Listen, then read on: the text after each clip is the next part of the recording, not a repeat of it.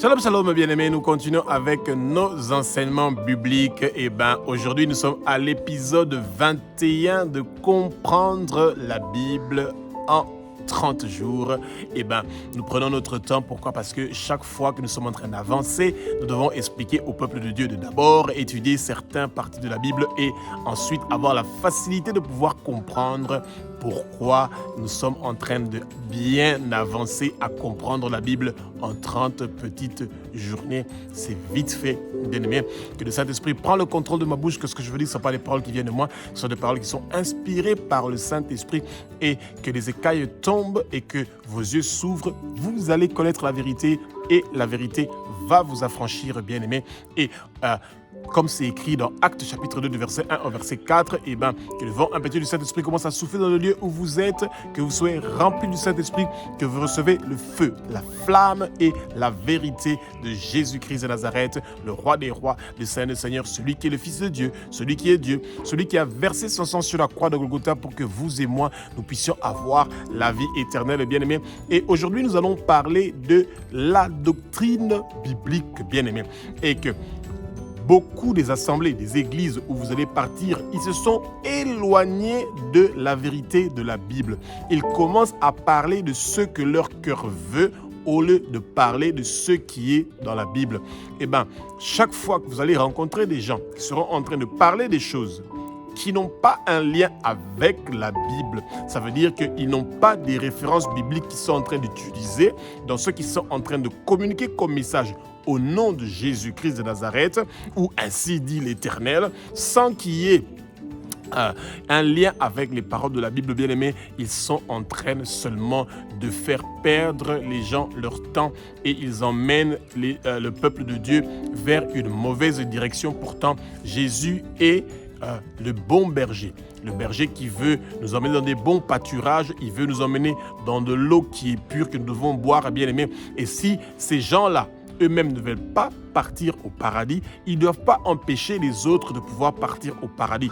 Si eux-mêmes ne veulent pas manger cette nourriture, cette herbe verte que le berger nous propose, ils ne doivent pas abîmer cette nourriture-là pour que les autres ne puissent pas la manger. Si eux, ils ont fini de boire l'eau qui est pure, ensuite ils salissent l'eau pour que le peuple de Dieu ne puisse pas boire de l'eau qui est pure, bien aimé, il y a un souci.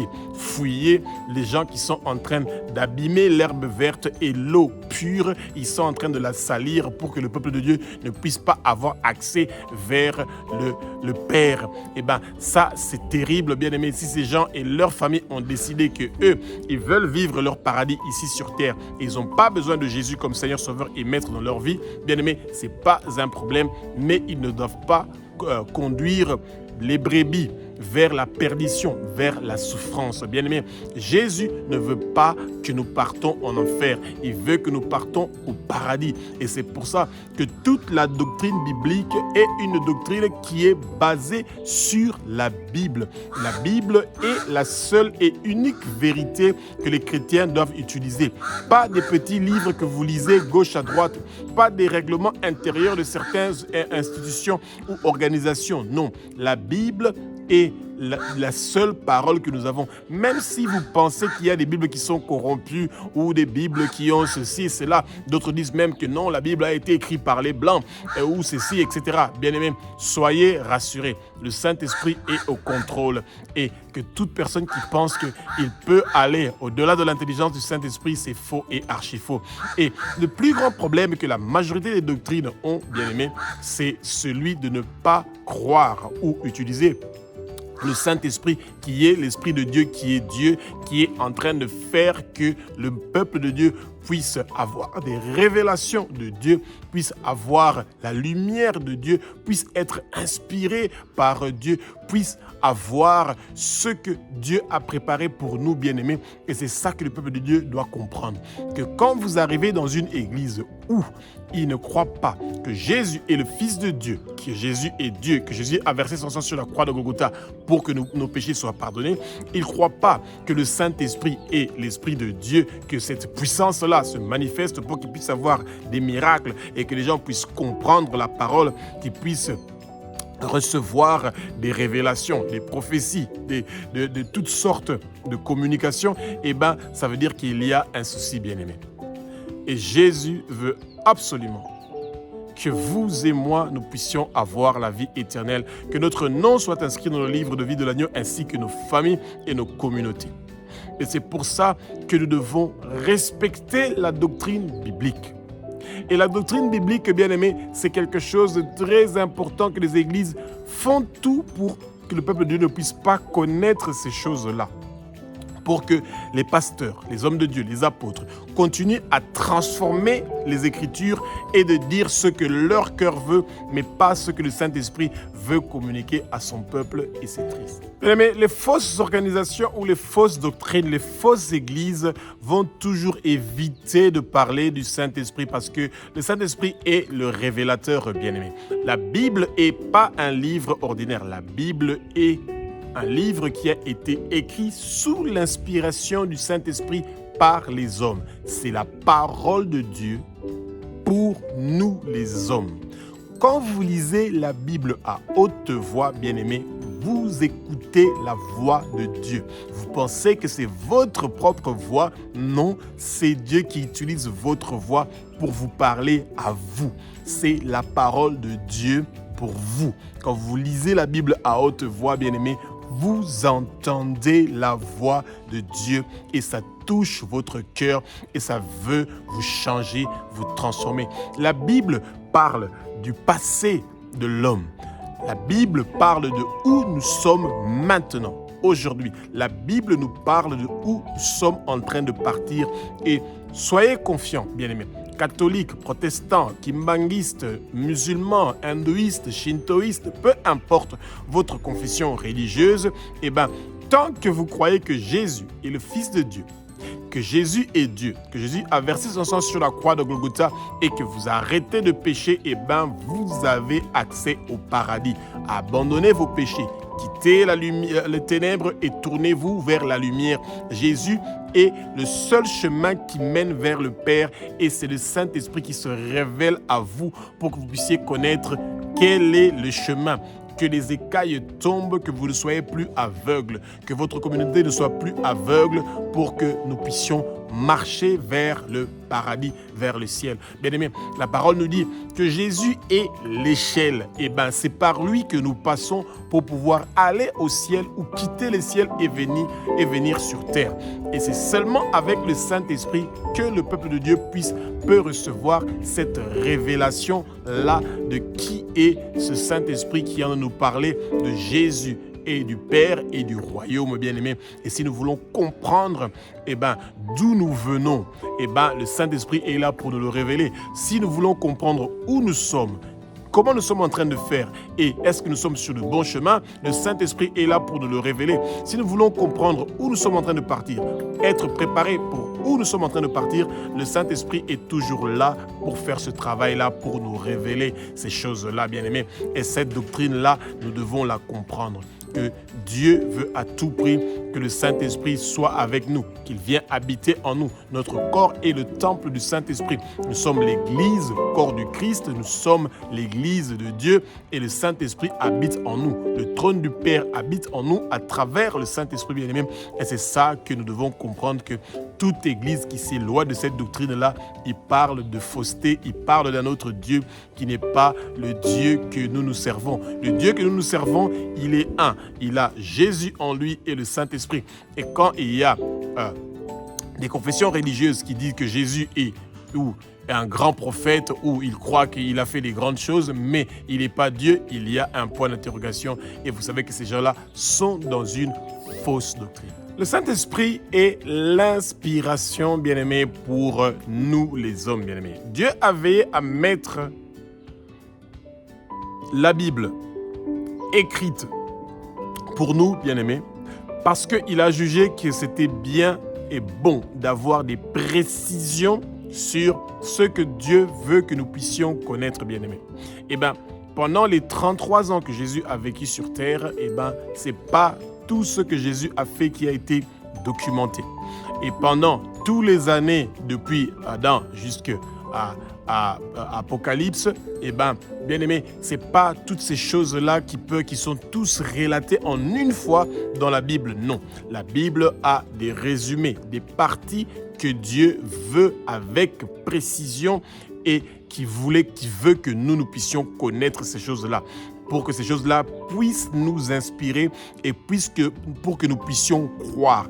Eh bien, dans les 3 ans de ministère que Jésus a fait, bien aimé, eh bien, il a fait beaucoup plus de miracles que les miracles que nous sommes en train de lire dans les évangiles, bien-aimés. Quand vous regardez dans les évangiles, depuis Marc jusqu'à Jean, eh ben, quand vous prenez pour chaque évangile, vous allez trouver une histoire de presque 27 miracles que Jésus a fait. Et de Jean même, il en a seulement décrit à peu près 8.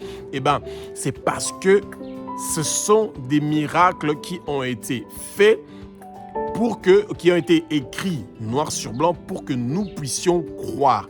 Mais en réalité, Jésus a fait beaucoup plus de miracles que ce qui est écrit dans la Bible. C'est pour ça que quand vous êtes en train de lire les évangiles et que vous arrivez dans un endroit où on parle de certains miracles, personnalisez votre prière en fonction de ce miracle-là. Si on parle par exemple d'une femme qui avait le dos qui était courbé et que Jésus l'a dit, lève-toi, marche, et ben, peu importe la maladie que vous avez, vous pouvez dire exactement à cette maladie-là de vous quitter et que vous vous levez et que vous marchez. Et ben, c'est comme ça que vous allez toujours avoir la victoire. Dieu veut que sa parole qui nous donne, eh ben, que la Bible soit une inspiration. Et à travers le Saint-Esprit, Dieu a fait écrire aux hommes avec beaucoup de précision ce que lui, il veut connaître, ce que lui veut que nous puissions connaître, bien-aimés. Et c'est pour ça que la doctrine biblique, eh ben, elle est toujours accompagnée par cette inspiration du Saint-Esprit.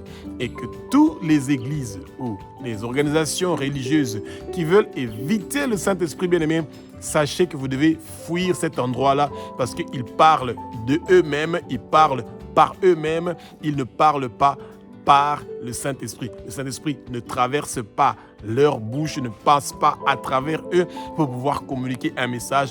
Et ça veut dire que ce qu'ils sont en train de dire, ça vient d'eux et non inspiré par Dieu. La doctrine biblique est caractérisée par la présence du Saint-Esprit et sans le Saint-Esprit, eh ben, nous ne pouvons pas comprendre les Écritures.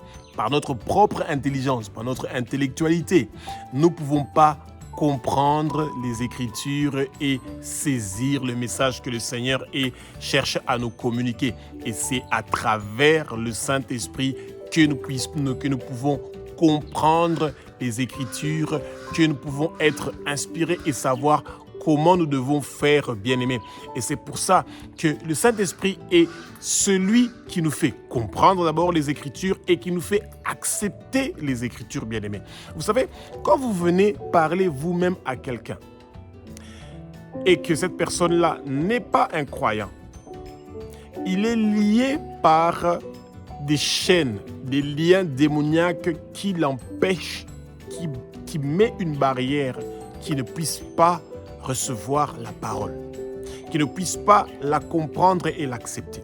Mais vous, par une simple prière, de dire dans votre cœur, ou vous partez par exemple à la toilette ou quelque part, vous dites « Jésus, toi que Dieu a ressuscité des morts, selon les saintes Écritures, en ton nom, Jésus-Christ de Nazareth, je suis en train de lier, d'enchaîner tous les liens démoniaques qui empêchent, vous dites le nom de la personne, d'accepter, de comprendre qu'il a besoin de l'évangile et de la vérité.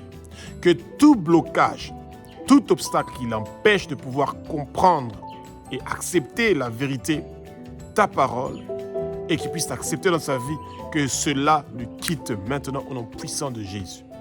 Il est délivré de toutes les chaînes qui le ont lié. Maintenant, au nom puissant de Jésus-Christ de Nazareth, cette personne-là pour qui je suis en train de prier, que le sang précieux de Jésus brise les chaînes, brise les liens, et que maintenant, qu'il comprend et qu'il accepte qu'il a besoin d'un sauveur, qu'il a besoin du salut et du réveil. Au nom puissant de Jésus-Christ de Nazareth, que Dieu a ressuscité des morts selon les Saintes Écritures. Bien-aimés, vous serez très étonnés qu'à votre retour, quand vous allez encore une fois parler avec cette personne-là, vous allez voir que son attitude va changer.